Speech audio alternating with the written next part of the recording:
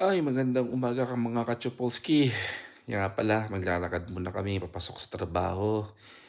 Ayoko muna mag-drive dahil sa panahon ang pangit, madulas ang daan at delikado.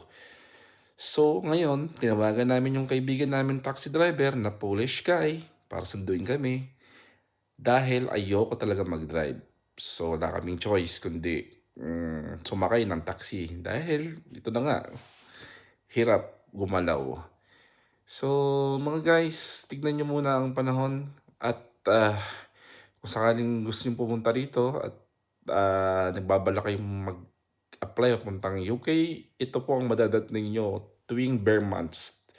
Siya nga pala mga ka-Chokapolski, please like and subscribe naman para nasa bagong YouTube natin at sana supportahan niyo po kami, ang mga trabahante dito sa UK na kagaya naming mga Pilipinong nagtatrabaho para sa mga pamilya at para sa Pilipinas, kaunlaran lang natin.